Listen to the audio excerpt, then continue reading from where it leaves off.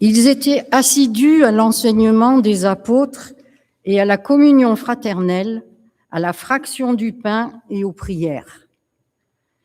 La crainte gagnait tout le monde. Beaucoup de prodiges et de signes s'accomplissaient par les apôtres. Tous ceux qui étaient devenus croyants étaient unis et mettaient tout en commun. Ils vendaient leurs propriétés et leurs biens pour en partager le prix entre tous et selon les besoins de chacun.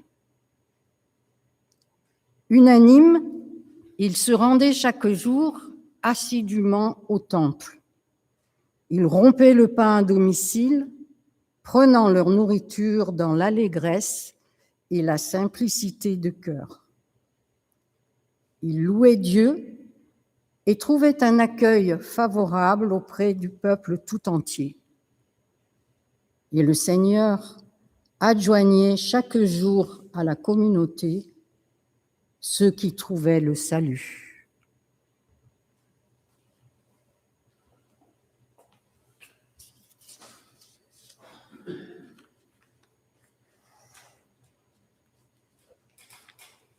Et dans l'Évangile selon Jean, au chapitre 20, nous lisons les versets 19 à 31. Le soir de ce même jour, qui était le premier de la semaine, alors que par crainte des Juifs, les portes de la maison où se trouvaient les disciples étaient verrouillées, Jésus vint. Il se tint au milieu d'eux et il leur dit « La paix soit avec vous ». Tout en parlant, il leur montra ses mains et son côté. En voyant le Seigneur, les disciples furent tout à la joie. Alors à nouveau, Jésus leur dit « La paix soit avec vous. Comme le Père m'a envoyé, à mon tour je vous envoie. » Ayant ainsi parlé, il souffla sur eux et leur dit « Recevez l'Esprit Saint. Ceux à qui vous remettrez les péchés, ils leur seront remis. Ceux à qui vous les retiendrez, ils leur seront retenus. » Cependant, Thomas, l'un des 12, celui qu'on appelle Didyme, n'était pas avec eux lorsque Jésus vint. Les autres disciples lui dirent donc « Nous avons vu le Seigneur. » Mais il leur répondit « Si je ne vois pas dans ses mains la marque des clous, si je n'enfonce pas mon doigt à la place des clous, et si je n'enfonce pas ma main dans son côté, je ne croirai pas. » Or, 8 jours plus tard, les disciples étaient à nouveau réunis dans la maison et Thomas était avec eux. Jésus vint, toute porte verrouillée. Il se tint au milieu d'eux et leur dit « La paix soit avec vous. » Ensuite, il dit à Thomas « Avance ton doigt ici, regarde mes mains. Avance ta main, enfonce-la dans mon côté.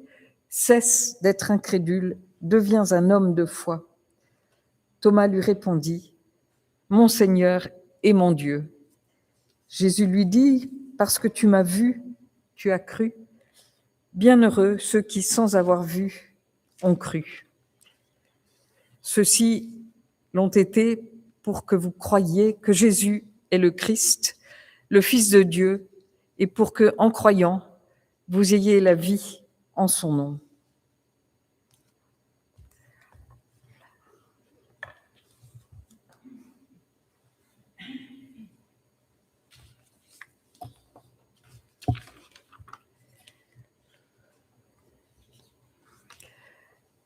Depuis quelques semaines ou depuis quelques jours, nous accompagnons, en quelque sorte, le chemin de Jésus dans l'épreuve de sa passion vers la croix, puis le silence du samedi, et jusqu'à l'éclatante et bouleversante nouvelle du matin de Pâques. Et nous voici réunis quelques jours après Pâques, à l'écoute de ce texte, de 2 textes, dans le livre des Actes des Apôtres d'abord, où nous avons lu la description de la première communauté chrétienne idéale ou idéalisée, tout occupée à l'enseignement des apôtres, à la communion fraternelle, à la fraction du pain et à la prière, ces 4 piliers de la vie chrétienne.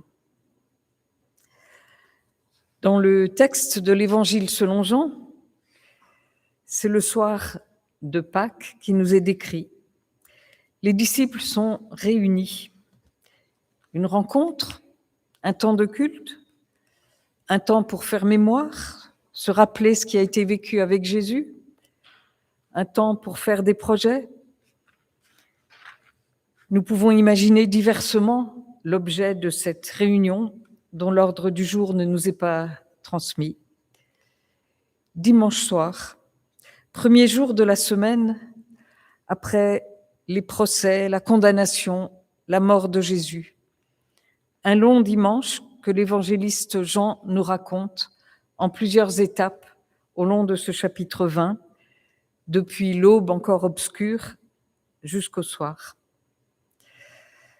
Souvenons-nous, à l'aube encore obscure de ce dimanche matin, après le sabbat, Marie-Madeleine s'est rendue au tombeau.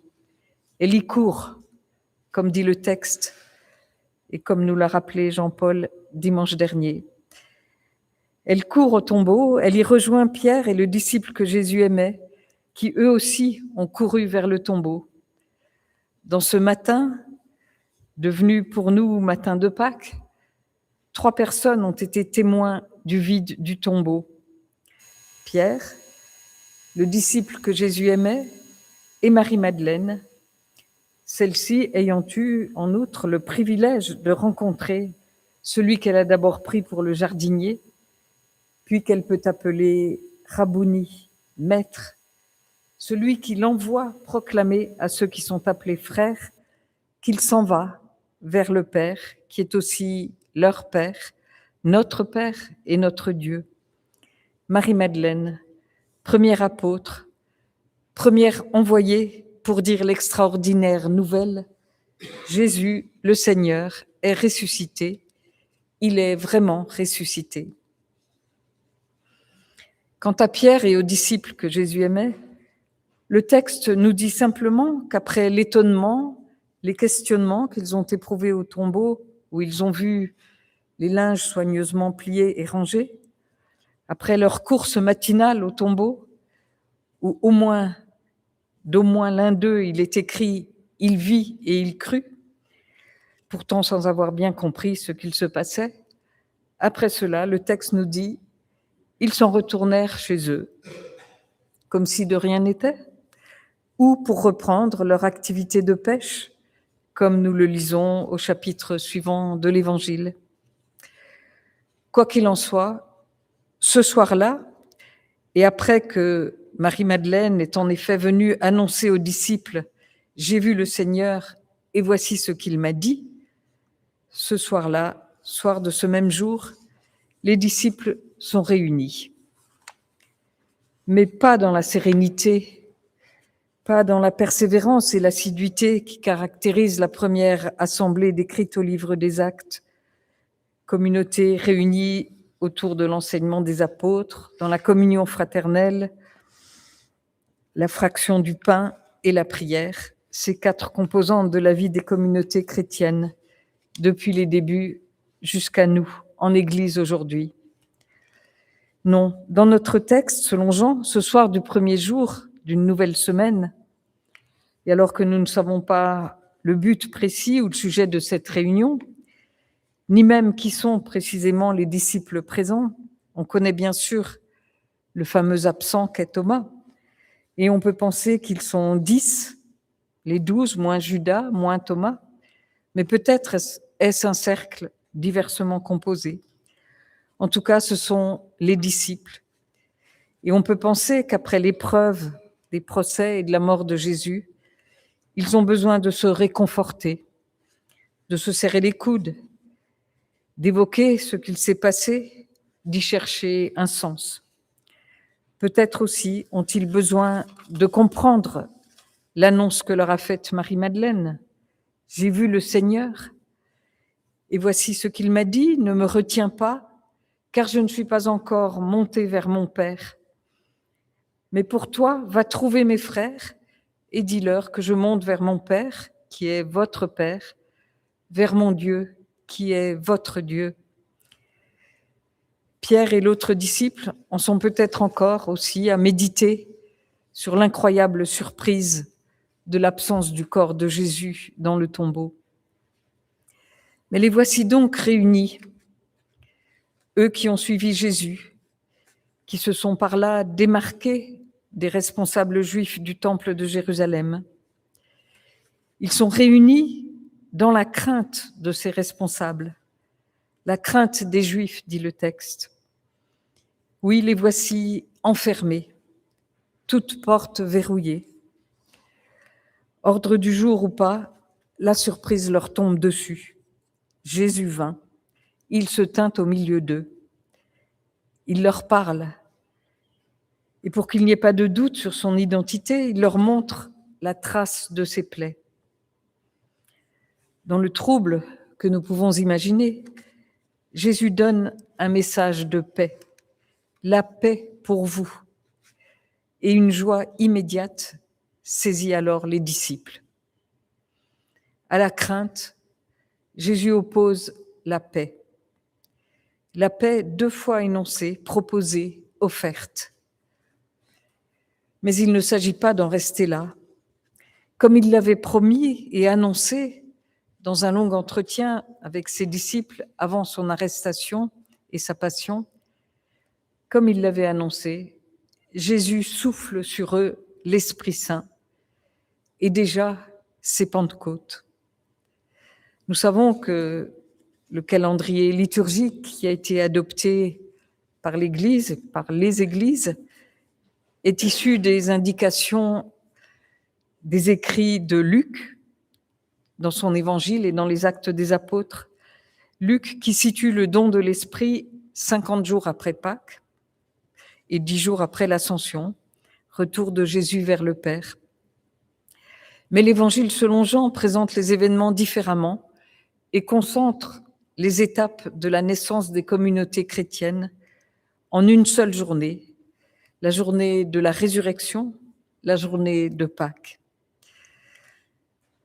En cette chambre verrouillée, donc, Jésus vient et sa présence rayonne dans l'effusion, le don de l'Esprit Saint. Et par là, par ce don, les disciples sont envoyés, dotés de la puissance en eux et pour eux de l'Esprit Saint. Ainsi, à l'enfermement et au repli entre soi, Jésus oppose l'envoi. Mais dans quel but? Pour quelle mission? Il s'agit de libérer les hommes, les humains, de l'emprise du péché. Recevez l'Esprit Saint, dit Jésus. Ceux à qui vous remettrez les péchés, ils leur seront remis. Ceux à qui vous les retiendrez, ils leur seront retenus. Autrement dit, Jésus envoie les disciples annoncer aux captifs la délivrance, comme disait le prophète Ésaïe, la délivrance du carcan du péché, de la culpabilité. Le péché, non essentiellement comme faute morale, mais péché comme éloignement du projet de vie que Dieu le Créateur souhaite pour chacun. Le péché comme déviance, écartement ou détournement d'un chemin de vie pour soi et pour et avec les autres. Telle est l'annonce extraordinaire que les disciples reçoivent et ont mission de proclamer. Et s'ils ne le font pas, s'ils retiennent ces paroles libératrices, eh bien leurs destinataires n'en auront aucun bénéfice, ne goûteront pas à cette joyeuse liberté des enfants de Dieu. Recevez l'Esprit Saint, ceux à qui vous remettrez les péchés, ils leur seront remis. Ceux à qui vous les retiendrez, ils leur seront retenus. Cette intronisation des disciples dans leur nouvelle responsabilité, ne faut-il pas l'avoir entendue de nos oreilles? Ne faut-il pas avoir vu de nos yeux le ressuscité, encore marqué des plaies du supplice qu'il a subi? Ne faut-il pas l'avoir vraiment rencontré pour y croire, pour pouvoir avancer en nouveauté de vie? C'est cette interrogation qu'a éprouvée Thomas, l'absent du premier soir de Pâques. Si je ne vois pas, si je ne touche pas, je ne croirai pas. Et nous avons lu, entendu, comment la simple venue de Jésus au milieu des disciples, le dimanche suivant, comment sa parole renouvelée de paix et son invitation personnellement adressée à Thomas de s'approcher, de toucher, cette simple parole balaie le doute de Thomas et provoque son adhésion. Mon Seigneur et mon Dieu. Bien des siècles après ces événements, dans la suite des premiers disciples et de Thomas, nous voici au bénéfice de cette parole. Bienheureux ceux qui, sans avoir vu, ont cru.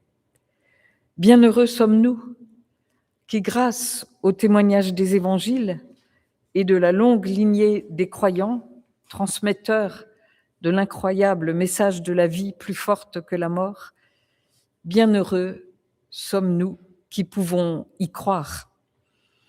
Le Christ est ressuscité, il est vraiment ressuscité, il nous a libérés, il nous envoie, fortifiés par l'Esprit Saint, pour témoigner au monde et jusque dans le chaos du monde que l'espérance est possible. Telle est notre mission, telle est aussi notre joie. Amen.